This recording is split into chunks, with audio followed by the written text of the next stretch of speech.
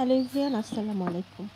আজকে আপনাদের সাথে শেয়ার করব উত্তরবঙ্গের খুবই মজার এবং জনপ্রিয় একটি খাবার। ভাজা পোড়া খেতে খেতে বিরক্ত হয়ে গেলে অথবা ইফতার বানাতে ইচ্ছে না করলেই খুব অল্প সময়েই বানিয়ে নিতে পারবেন এই রেসিপিটি। এর জন্য এখানে নিচ্ছি 2.5 কাপ চিড়া। সাদা বা লাল যে কোনো চিড়া দিয়েই আপনি এই রেসিপিটি করতে পারবেন। এরপর এতে দিয়ে দিচ্ছি পানি। যেহেতু চিড়ায় অনেক ধুলো ময়লা থাকে, এর জন্য পানি দেওয়ার পর এইভাবে হাত দিয়ে কচলিয়ে চিড়াগুলোকে পরিষ্কার করে নিতে হবে। 5 থেকে 6 বার পানি পাল্টিয়ে চিড়াগুলোকে ধুয়ে পরিষ্কার করে নিয়েছি। একটু হাত দিয়ে চেপে চেপে করছি যেন চিড়াতে থাকা ময়লাগুলো বের হয়ে যায়। এরপর স্ট্রেনারে দিয়ে চিড়ার পানিগুলো ঝরিয়ে নিব। এরপর এতে পরিষ্কার পানি দিয়ে ভিজিয়ে রাখবো 1 মিনিটের জন্য। 1 মিনিটের বেশি চিড়াগুলো ভিজিয়ে রাখা যাবে না, এতে করে অতিরিক্ত নরম হয়ে যাবে। এই রেসিপির জন্য চিড়াগুলো একদমই নরম হওয়া যাবে না, কিছুটা ডার্ক থাকবে। এই অবস্থাতেই পানি থেকে চিপে নিতে হবে এবং একদম শুকনো করে চিপে উঠিয়ে নিতে হবে। এভাবে সবগুলো চিড়া থেকে পানি ঝরিয়ে নিয়েছি এবং যতটা সম্ভব পানি চিপে শুকনো করে নিয়েছি।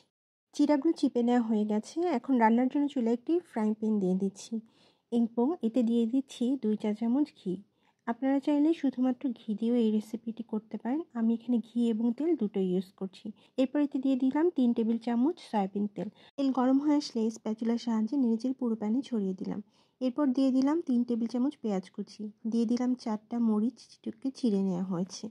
এরপর স্প্যাচুলা দিয়ে নেড়েচেড়ে পেঁয়াজগুলোকে বাদামি কালার করে ভেজে নেব। পেঁয়াজগুলো যখন একদম গোল্ডেন ব্রাউন কালার হয়ে আসবে, মানে একদম ডিপ ব্রাউন হতে হবে না, কিছুটা গোল্ডেন ব্রাউন কালার হয়ে আসলে এর মধ্যে দিয়ে দিব একটা ডিম।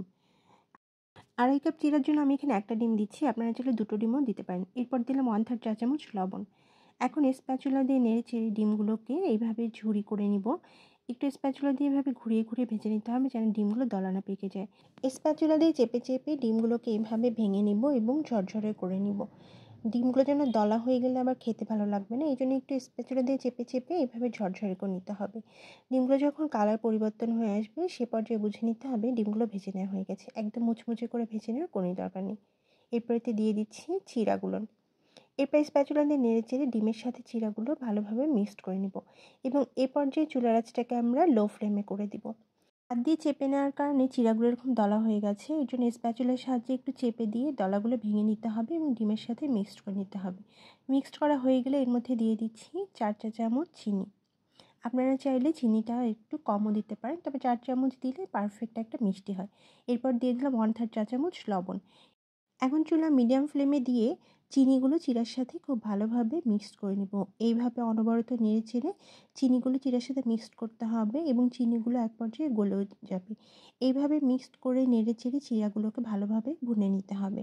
চিনি গলে গিয়ে পানি ছাড়বে, যার কারণে চিড়া কিছুটা নরম হয়ে আসবে। সে পর্যায়ে চিড়াতে থাকা শক্ত ডাঁটটাও কিন্তু সেদ্ধ হয়ে যাবে। এভাবে কিছুক্ষণ নাড়াচাড়া করলেই পানিগুলো শুকিয়ে যাবে এবং চিড়া তখন ঝরঝরে হয়ে যাবে। যখন এরকম মোলায়েম এবং ঝরঝরা হবে সে পর্যায়ে বুঝে নিতে হবে চিড়ার পোলাও হয়ে গেছে। ব্যাস, খুব সহজেই তৈরি হয়ে গেল ইফতারের জন্য মজার এই চিড়ার পোলাওটি। দই চিড়া বা চিড়া ভিজিয়ে দুধ দিয়ে তো অনেক খাওয়া হয়েছে, তবে এইভাবে চিড়ার পোলাও রান্না করলে কিন্তু খেতে বেশ ভালোই লাগে। ইফতারে মাঝে মাঝে একটু ভিন্ন রকম আইটেম হলে ইফতার খাবারের রুচিটাও অনেক গুণ বেড়ে যায়। আপনাদের কাছে চিড়ার পোলাওয়ের রেসিপিটি কেমন লাগে কমেন্টস করে জানাতে ভুলবেন না। আজকের মতো বিদায় নিচ্ছি। আল্লাহ হাফেজ।